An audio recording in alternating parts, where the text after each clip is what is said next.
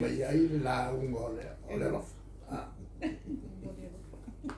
Ya, fa algo male kula fo. Fa o per con yo. Ola kula fo. Vai fa ya si che le occupele o le mawe. Il malo. O le makwa i si o fa au pe a pasir kula fo. O ele o me rumanka. Le roa sko inga vo le nang ka vale alai lo le ala o ko se lo va fer un coupe vo le mo ko sa ko ele si dia kulo ko mo la o malo ele ai piwa masanga me ka lo ile ya kwa la mo le masia si ma fa fa me se fa mo so ngale ko la si file de ya la tua le mele o tu che lo manga voi io il mena o mena o ile malo ave o se ilo il tu la fono el committee se io mai tangata fa tafi ya ngai afia umaka afia ma la toia tomi la fanga temene le tulanga la vai e mundo la fonga o sao na tmata ino ni malo wala le o mai le e kalisi lo ke o me ia nga le kalisi lo ke e le vatola alla fi mai mo e se o me e ka alo ya va ko le o tu ya te ai le o le la fi ku o tu pealu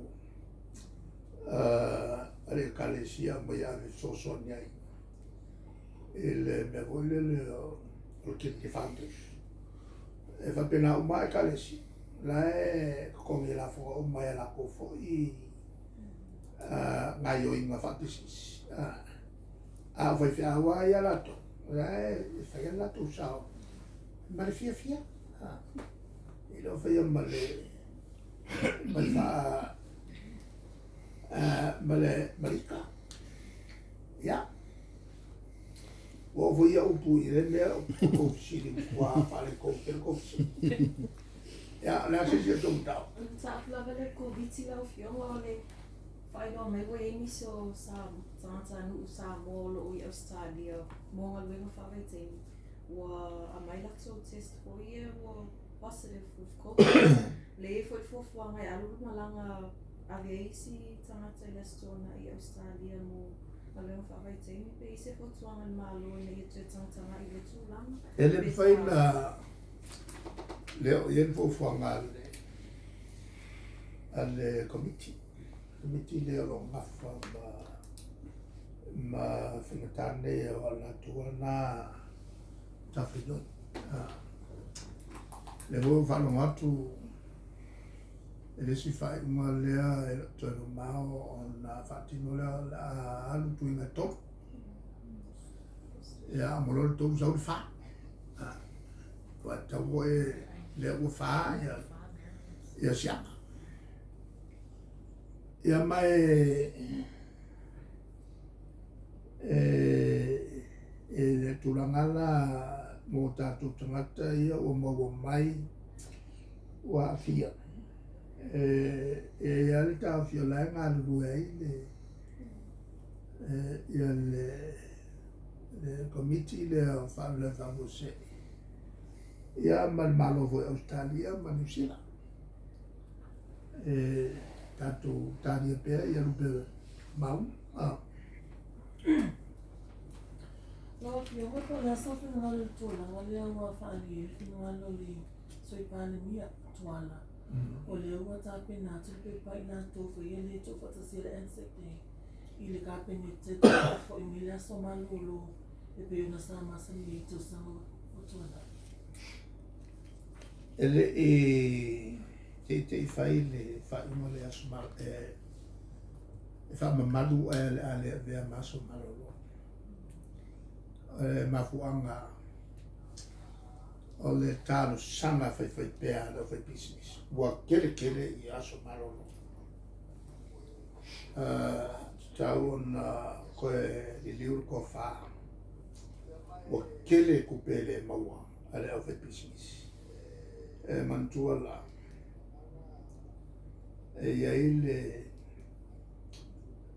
whaingapaaanga al malo ma le au fai business ale ai le fsosane al malo le au fai business alo fangia lato watu mantua la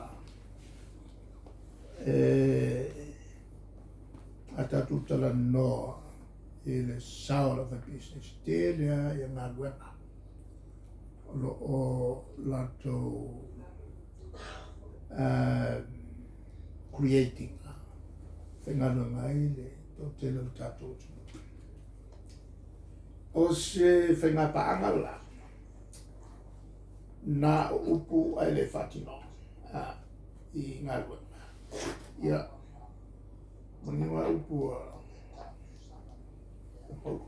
bunga si sume pangkang kaki. Lalala na tahu telen fenga pangale.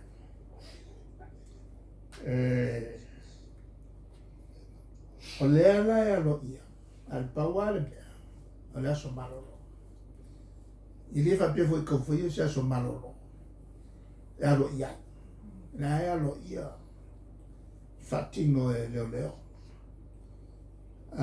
lo fai le tamo staka a wai malo la si alo ia le kan ia le miskara le sui palmia wala nga le mengo ke le wi alo mea o ngofo mo fa sala lau lo peto la ande cabinet alia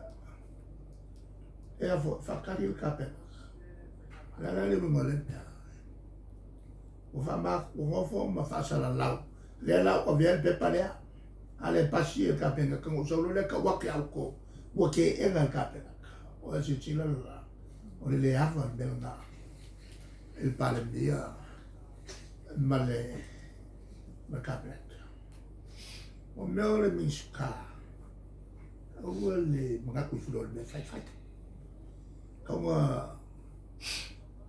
o nga hava cabinet se ave mo mua whakalangoa o le ale unga a mai ai wale ai o mi whaangi wale alenga a le anula o ia whasalana ya puso leo wa fanganga cabinet Samoa kilo mai o kuya o ko ai ki ke el palmia ma cabinet ka lo lofa ya o ko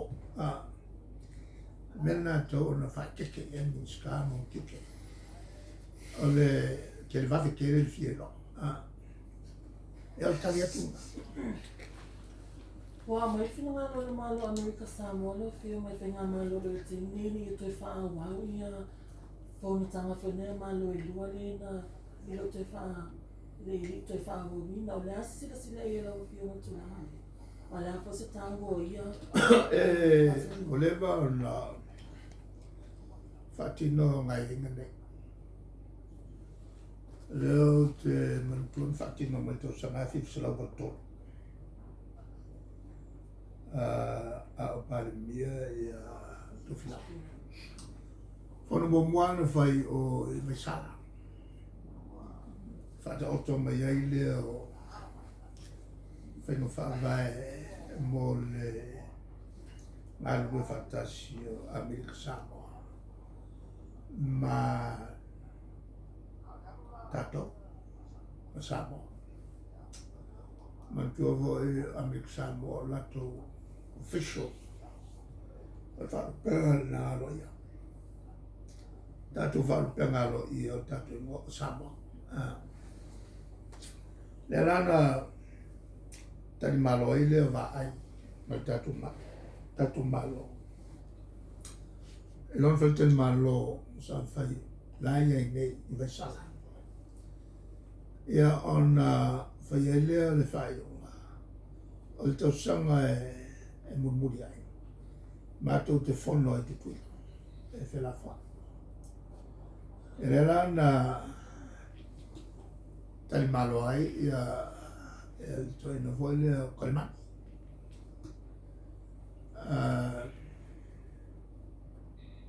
O ma voi lea koe whai mai nei. Toi resi tausanga, toi whai tutuina. Kali malo ai role o koe fo yo sui ko whamuri kaya kolemani. E resi lato ina lea Lutari. E leo se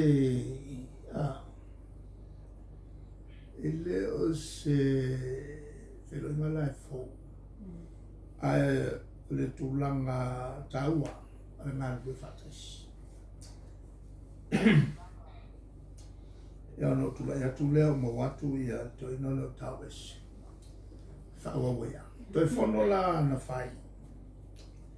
Na tani malo i tātou. A whio mai lolo. Te mantua i whono la. Uma o na whailole uma. O lesi whono la tani malo i Amerikasana. Ua whio e whakari. Te ala tanu mai taime na e le to e whatau e lolo na Amerikasana o e whono. O le tele i o mta upu le leng whanau mai ai. E le vau tātou matupila. E tai pila o le whangai tātou o le lato masini vo lea e ia fui whamatoto. Le sa a whaatari i se ngā sea de New Zealand a mele whamaina. Mai rola e a o mal whai inga whalele no New Zealand. E o hoi la tato ngā ruenga i meo le tūlanga hoi le una ia o tu ngā talo fau. Awa le whawhitau le nā whie tātou ua le se talo ua pē i le whiwa o i le whamai vo le whamai lau talo. Nā whio mai ama tutui.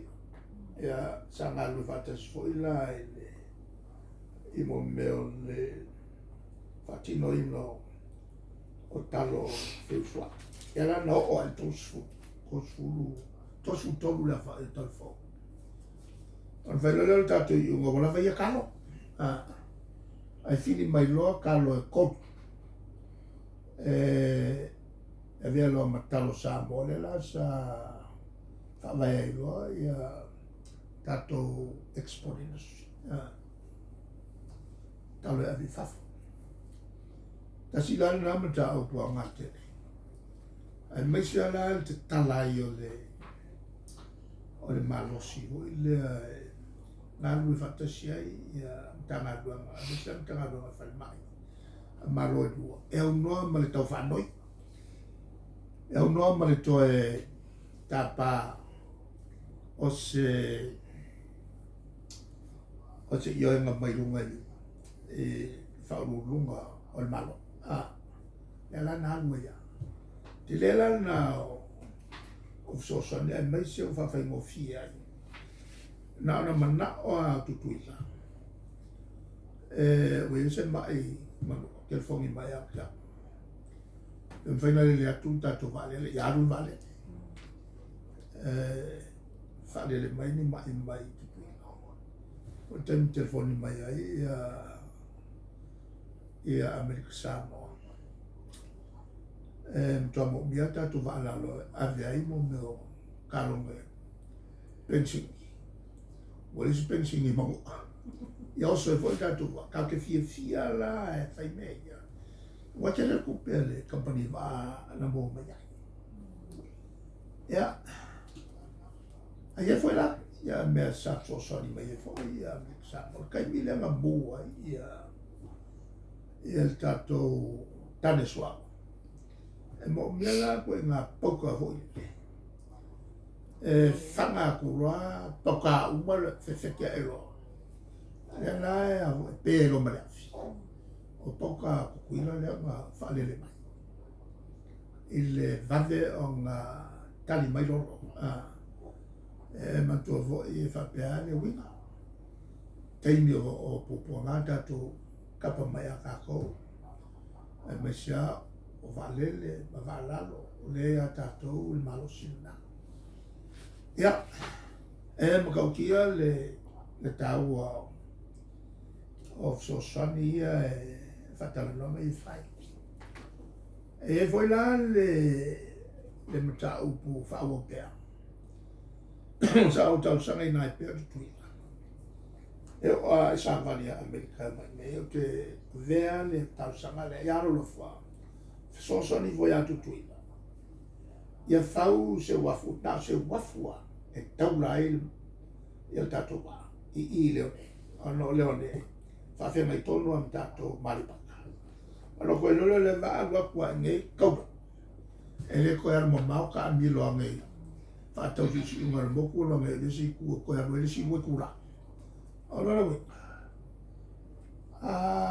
fai le wafu le sama pe na se kasi mala fa le ku la lo kwa le va ai le paka a tatou foi la ale si le fo mo ma ko e fai fa le wafu le paka te fatulanga le ve te no mai sa o le te o toi le wafu o mo mai la ka o e fai ala si ma e se mo le anga ia tu le mo na ma le si tio le te mai